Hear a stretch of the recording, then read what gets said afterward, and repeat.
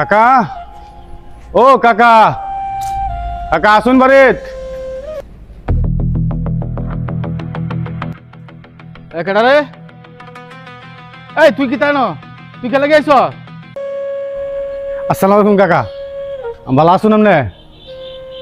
আমি তো বালাই। কেন কে লাগে আইছস? কেন কি দরকার? কে লাগি আইছি মানে আমি আমার কাকার বাড়িতে বেড়াতে আইছি, ওদিন থাকবাম কাকা।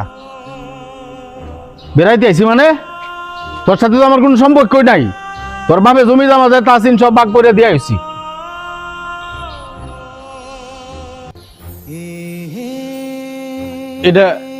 এটা কোন কাকা আমনে? আমি আইছি আমার কাকার বাড়িতে কদিন বেড়াইয়াম, আর তাছাড়া আমার তো মা ছাড়া দুনিয়ার মধ্যে কেউ নাই। আম্মা কইছে তো কাকার বাড়িতে বেড়ায় একা দুদিন, এলাকে আইসি আর জমি জমা তো আমরা নিছি না। আম্মা কইছে জমি জমা যা আছে সব তৈরি গেছে আপনার কাছে। তোর মা হইছে একটা ফেস লাগাই না মানুষ, আর তুই আইছস আর একটা ফেস লাগাইতে এনো। এনো জমি জমি জমার ভাগ নিতে আইছস না? যা।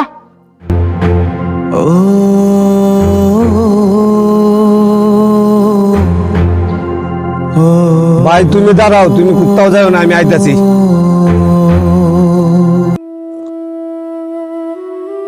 ভাই কোথাও যাইতো না, ভাই আইসা কয়দিনে লাগে বেড়াইতো, তুমি এরকম আচরণ করতে তোকে লাগে? আরে তুই বেশি বুঝিস না। হে আইছে জমির ভাগ নিত, তুই জানস? ভাই কি কইছে জমির ভাগ নিতে হয়েছে? ভাই আইসা কয়দিন বেড়াইতো, কদিন বেড়াইবই না, খালি বেশি বুঝো তুমি।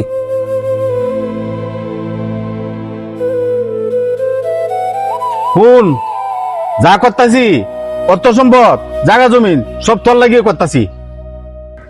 তুমি আরেকজনের হক মাইরা আমার লাগে সম্পদ করবা, এই সম্পদে আমার দরকার নাই। তোমরা ভাইয়া ভাইয়ের সম্পর্ক নষ্ট হইতারে, কিন্তু আমরা দুই ভাইয়ের সম্পর্ক কোনোদিন নষ্ট না লেগে দিতাম না, কথাটা এটা মনে রাখবা।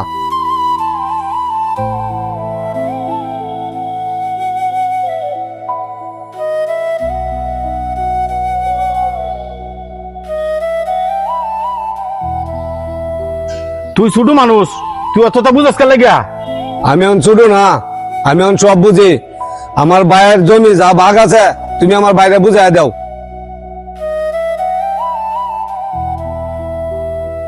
তুমি আমার সন্তানের মতো মানুষ করতে আর আমার চার তো ভাই আছে, তুমি হেরা কেটে দিতে